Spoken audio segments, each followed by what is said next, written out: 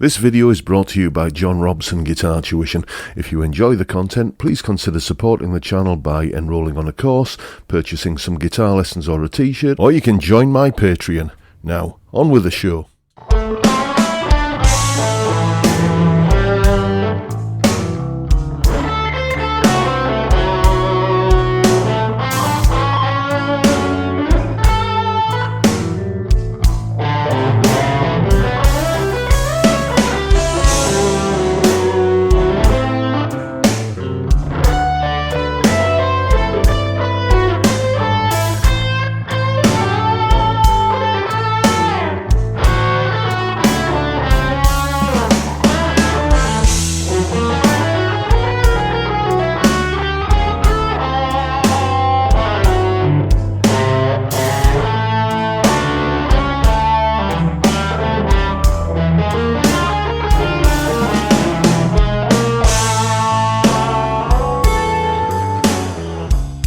Hello chaps, welcome once again to John Robson Guitar Tuition. As always, I do hope you're well. Now then, as you've probably gathered, today's little video is all about using arpeggios in a 12-bar blues, much like you heard in that solo there on the intro. Now, truth be told, I probably, in a real-life situation, wouldn't use that many ideas like that all crammed within the space of one 12-bar sequence, but I wanted to kind of shoehorn it all in so you could get an idea of how it all sounds in as brief a time as possible.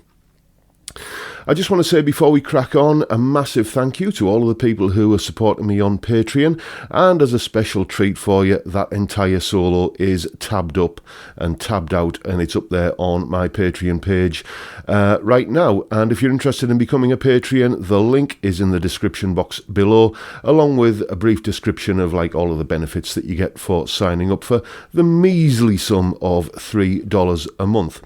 So anyway, on with the lesson. Yes, arpeggios in a blues. Now, what this is all about really is, first of all, let's deal with the basics. An arpeggio is simply a chord played one note at a time, rather than just strummed as a chord. But you probably knew that already. And what I'm going to go through now is just a brief description of the 5 main licks that were in that solo that were arpeggio based. And what you'll probably find is that most of these ideas are based upon shapes and patterns on the neck that you're already probably aware of, but haven't thought of using in quite the way that I demonstrated in that solo. So without further ado, here's the explanation and what's going on with those arpeggio based licks.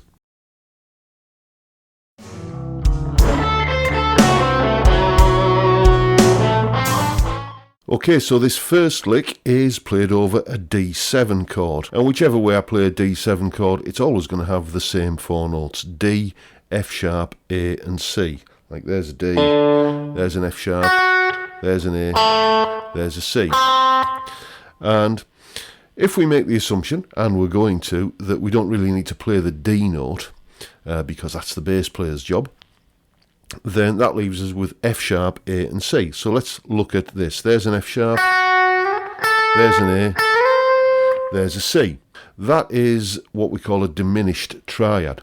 So anytime we want to suggest the sound or play towards the sound of a D7 chord, all we need to do is find an F sharp note, go up 3 semitones, that takes us to A, go up 3 semitones again to C. We're playing an F sharp diminished chord, and then you can just kind of figure out and distribute those notes across the strings. And the lick itself was basically, there's the A and the C, F sharp, there's a C, there's another A, there's an F sharp, and I think that was kind of the extent of the lick that I played. So that's the first lick. Let's have a look at the next one.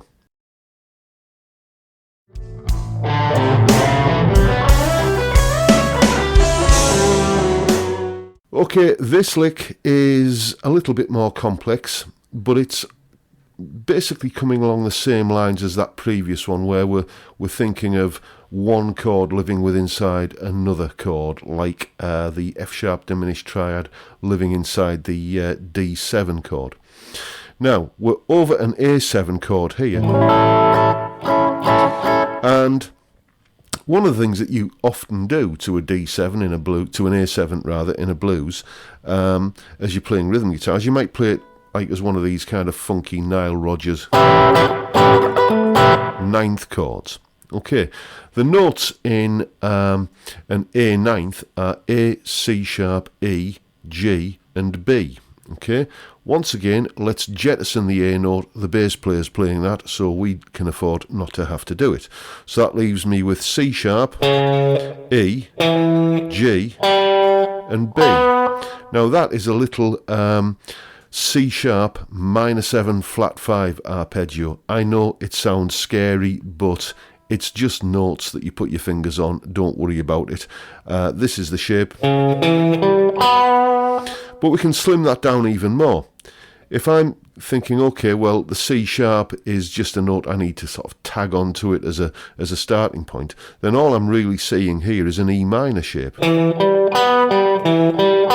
That little E minor arpeggio there.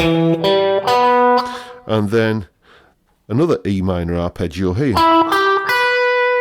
And then, where else do I go? I play another E minor arpeggio here. So I'm thinking around each of these E minor arpeggios.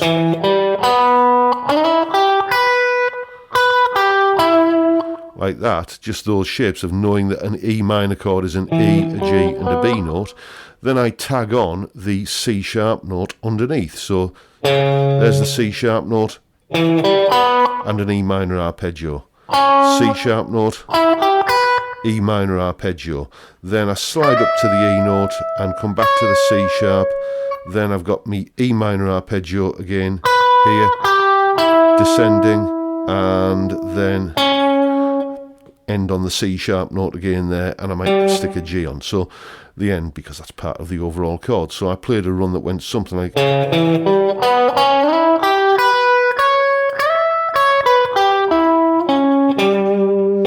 So that's that lick. What's next?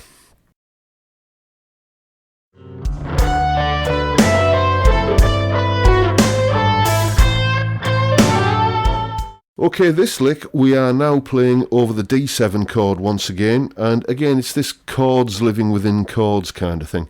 One of the things that you often find in certainly more sophisticated blues is that sort of ninth chord thing that we mentioned in reference to the A7.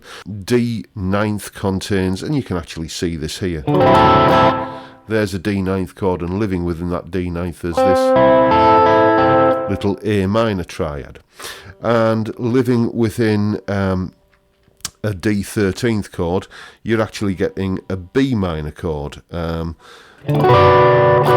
all I'm doing for this lick is I'm kind of chaining up B minor and A minor chords. A B minor, an A minor, a B minor, and an A minor. And then I kind of finish the lick back into an A minor blues pentatonic kind of thing like that. If you're wanting to create a 13th-ish or 9th and 13th kind of feel over a D chord or a D7 chord, just think, well, okay, it's A minor and B minor, so, and then just find where they exist elsewhere on the neck.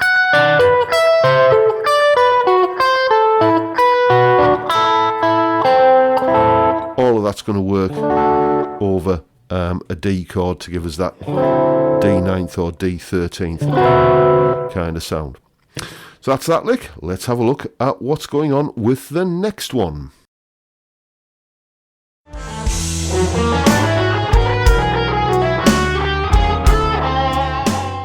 Okay, we're into the final kind of section of the 12-bar sequence here, where we've gone up to the E7 chord before it climbs down to the D7 and then back to the A7 again. But it's this E7 I want to look at here. Now, one of the scales which will give us the notes of an E7 chord is the B melodic minor scale, which is B, C sharp, D, E, F sharp, G sharp, A sharp and B.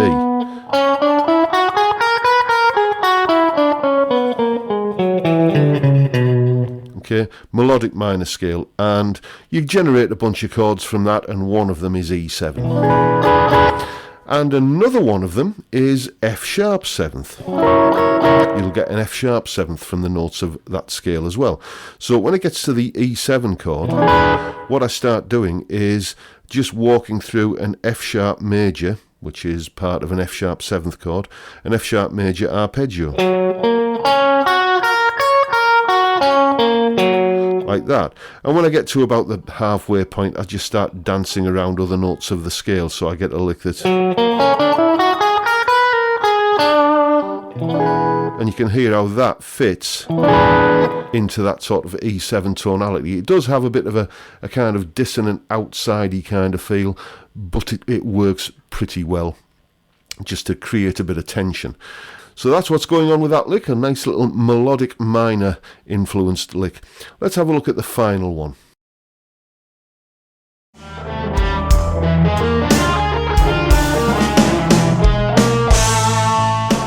Okay then, the final lick in this group that we're looking at today is based upon what we call a tritone substitution.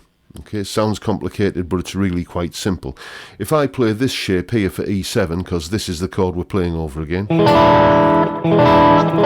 an E7, and let's just have a look at this little pair of notes. So that's the 4th string at the 6th fret, and the 3rd string at the 7th fret. That pair of notes is what we call a tritone. They are 6 semitones apart. 3 tones, a tritone.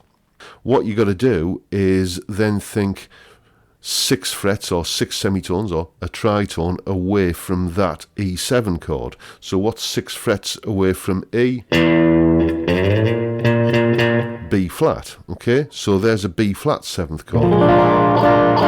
And you'll notice that that same pair of notes are in both chords.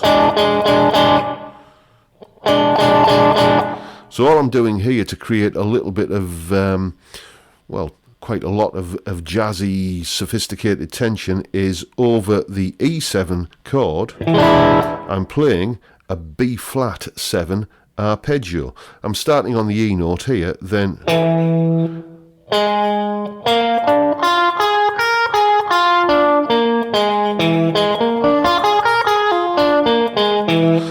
Literally just think of that major chord shape there and running up that little kind of sequence in the middle of it and putting the 7th on there and you know, over the E7 chord.